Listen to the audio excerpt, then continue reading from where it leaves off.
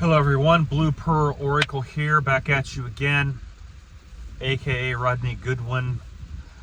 How's everybody loving this energies of this blood moon, full moon eclipse that we're going through right now?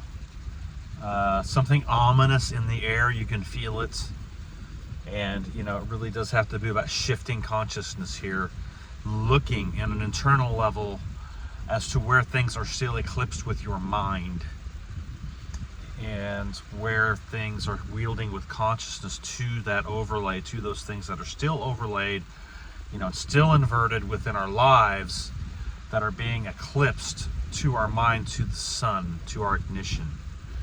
And you know, clearing and clearing and clearing and clearing, and then bringing that back in full circle to the benefit of what that clearing represented in context to leveling up our awareness, our consciousness, and then our choice to action.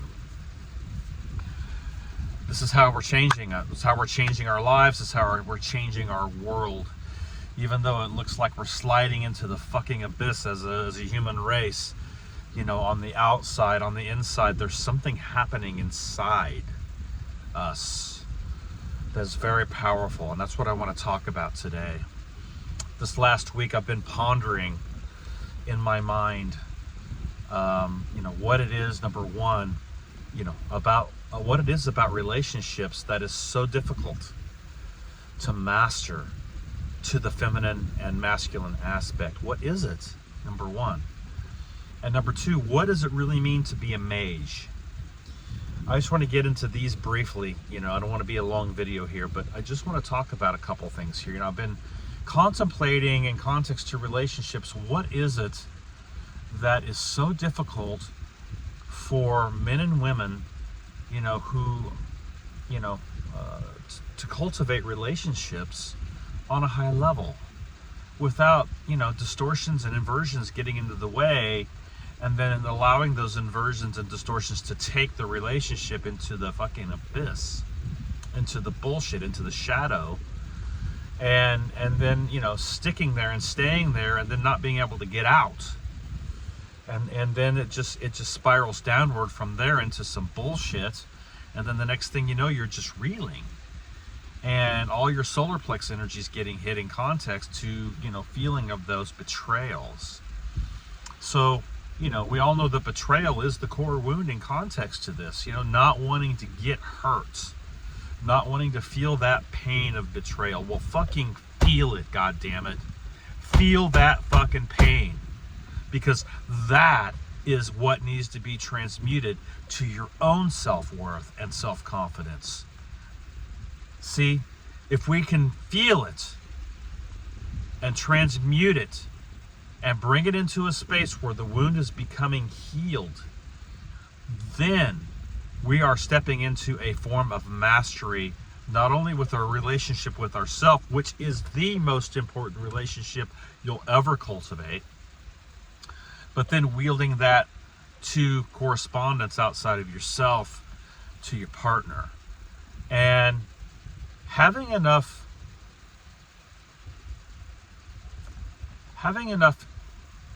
worth, self-worth, and having enough love for yourself not to tolerate bullshit. We must be celebrated as men and women. We must be celebrated. Our presence must be celebrated. Our presence must begin to change places when we go into wherever we go, wherever we walk. That's what the wizard does. That's what the mage does. He changes the atmosphere where he goes or where she goes. And that is the point of being a mage, is that you are mastering the ethers, the atmospheric conditions of what's being wielded in context to what's running through the ethers. So you are a change maker. You change the atmospheres wherever you go. But to do that, you can't be in inverted relationships. You can't be in spaces where you're being pulled out and your solar plexus being attacked and things are riding in on you in context to where your solar plex is, because that's where things ride in on. And when you feel that, you've got to realize that something's being jammed, and it's your moon. It's your moon that's being jammed in context to your navigation. So with relationships, that first relationship is with yourself and your internal dialogue, which is this Mars and Gemini we're getting retrograding right now, is what we're feeling. It's a lot of anger, a lot of aggression, a lot of shit going on inside of people right now. And they're angry, they're mad, they're pissed, they don't know what direction to go. They're pissed for the choices that they made in their lives. They're looking back at things and saying, why the fuck did I do that? And the veil's being lifted in context to those choices. But again, not being able to know where to navigate to, because the miasma and the fog with this trine to Neptune is so intense. And with Jupiter sitting there as well, it's not pretty right now. But good, because you need to feel into that. You need to sense it. You need to go into the depths of those places and then realize that is not who you are. And then bring that and transmute that energy into the space of your divinity and who the fuck you are. See? This is the challenge for the mage. This is the challenge for the shaman. See? And with the relationship aspect, starting with yourself, and then wielding that to the 7th gate outside of yourself. So that's the 1-7 axis. That's the Aries and Libra energies. When you're trying to flip it and wield it to the outside, correspondence is always in play. The vibration's going to be there. So if there's clearing that needs to happen in that relationship, all the shit's going to come up to the surface because of how powerful you are as a mage. And then people are going to either run from that, or they're going to embrace it and change. And this is what the relationship's all about. So if you're in relationships and the other person is really making an effort to change, stay with it, because that's something that that's hard to find. But if you're in a relationship and that other person is not willing to change and they're fighting you on every fucking front, what is the point of staying with that? Because it's only pulling you and sliding you deeper into bullshit. And then it's taking your time, and it's like locusts, it's eating your crops inside. So the locusts are part of the idea here to the relationship of what's eating your life force energy. That's the point of the locust. That's the archetype in context. And this is what's being spread, or what's been happening on the tree, man. And as mages, we have to understand that we are here to be way showers, and we're here to protect, kind of like the Thor energy in context, or Thorazaz. We're here to protect the realm in context to the children. When I was in the hospital getting my skull cracked open with craniotomy, I had that dream for 10 nights in a row about the locusts devouring the willow tree, about the locust devouring the lotus flower. And I realized when I was looking at it that was fucking me. See, it was me. And so, but in the background, I heard all these children playing, and I realized that the locusts were devouring the willow tree in context. And they were devouring the flowers. And I realized that if they heard those children, they're going to go and devour them as well. So I ran over to the children, and I started taking them and putting them into a safe space where they couldn't be hurt. And I did that one after another until the locusts actually heard what was going on, and they came after me. And I had to turn my back, and they started hitting my back. But again, it's all about what? It's all about realizing what's devouring your life, what's devouring your tree. See? And if these relationships in context to what's not pure, what's not innocent, what's not healthy, what's not wielding the correct correspondence to your consciousness, and leveling that up in context, celebrating your presence, celebrating the aspect that, you are both going into a higher place, a higher form of consciousness together, then there's no point in continuing on if the other person is not willing to change. If you're coming up against a fight all the time, you got to shake the dust off your feet. And no matter how much that hurts to that solar plex, to that betrayal aspect, which is what it is, because you see the other person betraying their hardcore ignition in context to what is in their heart that's cold, that's calloused, that's overlaid in context, and they really don't care. You can't do anything about that. All you can do is disconnect and shake the dust off your feet and move on. The feet represent Pisces. See, Jupiter, the teacher, the guru. So if your lessons aren't being heard or put into practice in context to, what you're teaching, and that's vice versa as well, female to the male or male to the female, then you're not going to go anywhere. It's just going to continue to keep you on the loops and in the bullshit. And we don't have time for that anymore. There's some ominous shit coming, guys. And we have to be prepared to face and stand in the midst of it with our lightsabers in hand, holding the space, holding the energy of what's beyond all of this here. And that is getting into the blue flame aspect. So, saying all that, I want to get into what does it actually mean to be a mage? What is a mage? What is a Magi? Coined Magi Grail Shaman. What is that? What actually entails that? Someone who is a mage or called to step into that energy. So a mage is to me, in my opinion, is someone who's mastering the physical, the mental, and the emotional aspects. Their thought and emotion. They are mastering thought and emotion, and they are mastering the physical technology as well, and the etheric body that comes along with that. And so they put themselves through the tests, physical tests, mental tests, emotional tests, and they step into the levels that it takes to, mastering each level as it presents itself from the higher force. And of course we need teachers, we need mentors that are along the path further than the mage would be, to help bring things into balance and harmony, so that the mage can step into their power. So the first lesson of the mage is learning how to balance your energies.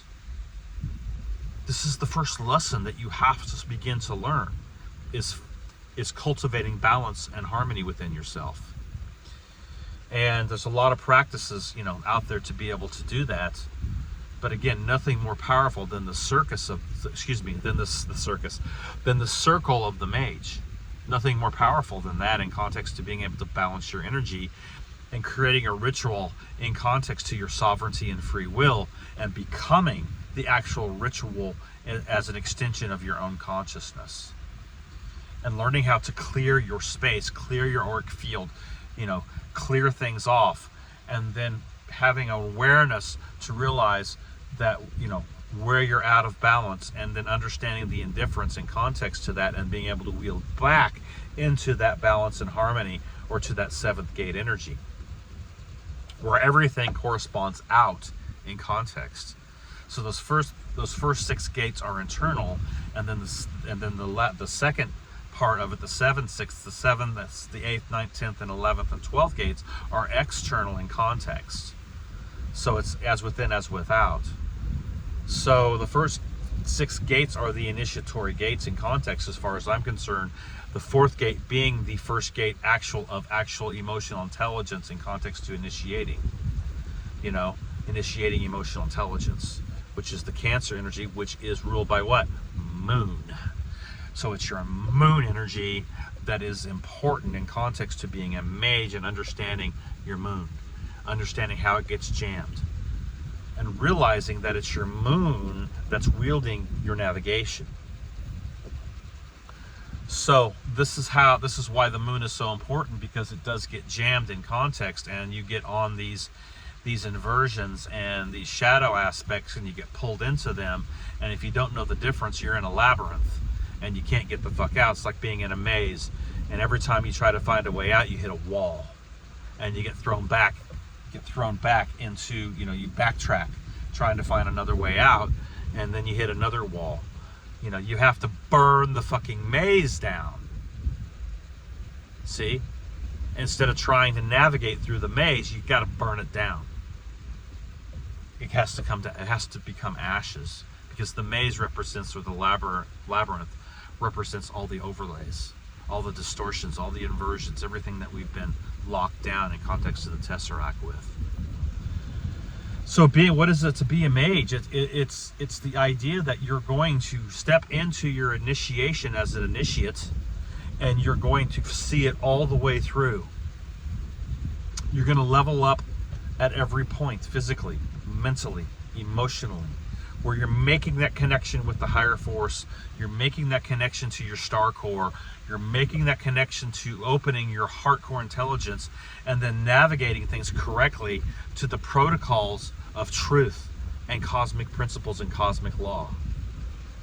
That's what it means to be a mage, and that's just a basic practice, let alone getting into the advanced techniques of being a mage and wielding magic, which most of us aren't even ready for that yet, because we're still dealing with our overlays and shadow aspects. We're still trying to work with those. But again, this is where the gifts are. They're hidden under what? The gold is hidden under the shadow dragon. It's the shadow dragon that's protecting the gold of consciousness that's within you. And why is it doing that? Because you haven't mounted it yet. You haven't learned how to wield your consciousness correctly. You haven't mounted your shadow. You haven't brought it into a transmutation process yet. That's what a mage does. He transforms physically, emotionally, and mentally.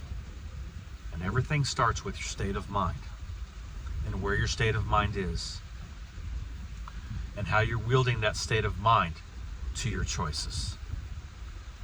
And in between that, you have to be able to navigate your moon. So that's why your moon's so important, to understand and understand.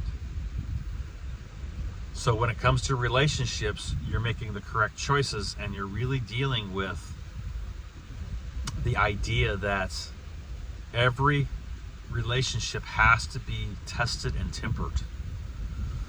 Because it's going to get tested, and it's going to be tempered, and it's going to be put in the fire to see if it will stand the test of time. And this is the Saturnian energy in context to time and what we're wielding here.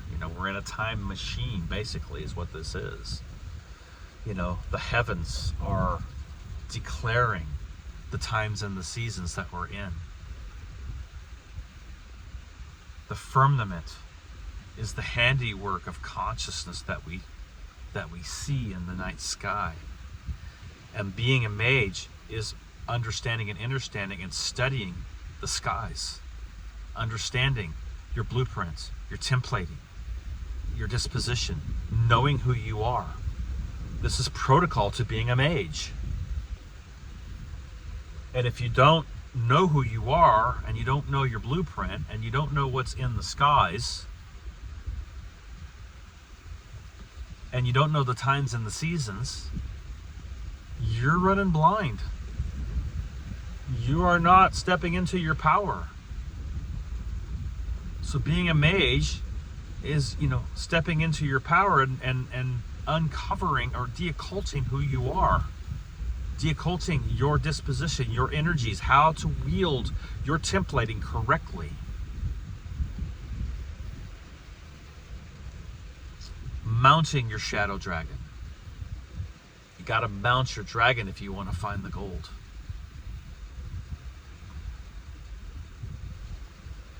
So being a mage is not an easy path. It's not glorious like everybody thinks. Ooh, I'm going to be able to manipulate the ethers. It's not about that, man. It's not about manipulating anything. It's about coming into agreement, communication with the elements. Becoming an elemental magician is not an easy task. It's not a wham, bam, thank you, ma'am. Hey, boom, I'm in. You know, say the fucking magic words. Abracadabra. It's not about that. It's not about manipulation at all. It has nothing to do with manipulation. It's everything to do with balance and harmony and communication.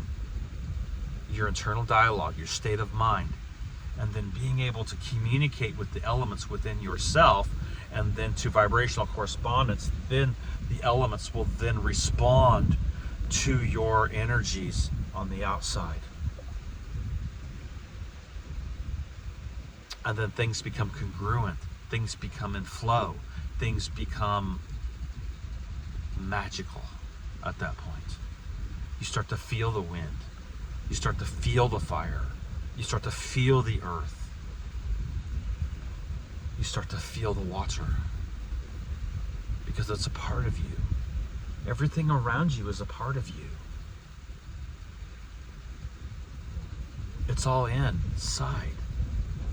As I sit here at the lake and look at the wind element, the air element blowing across the water and creating the waves, it's a part of you. And when you realize that, you know, the separation aspect that we're seeing in 3D here in the density is all a part of being able to learn how to master the elements, bringing them into a place of unity within yourself, where there isn't any resistance. Everything is in flow. And that's what it means to be a mage. Truly what it means to be a mage is mastering the elements of water and fire and air and earth, and bringing all that up into the 12th gate of Pisces to be able to oversee and be the big picture, see the big picture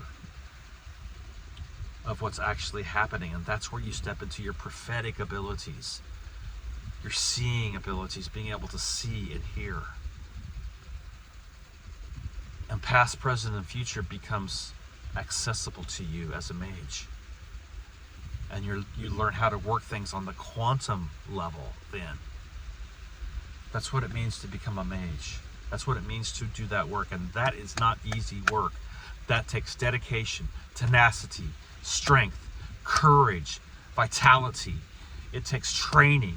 It takes every day getting up and not capitulating to the shadow bullshit, not getting pulled into it, knowing the indifference of yourself, knowing how to wield your consciousness correctly, and realize when something's coming into your field and testing the energies.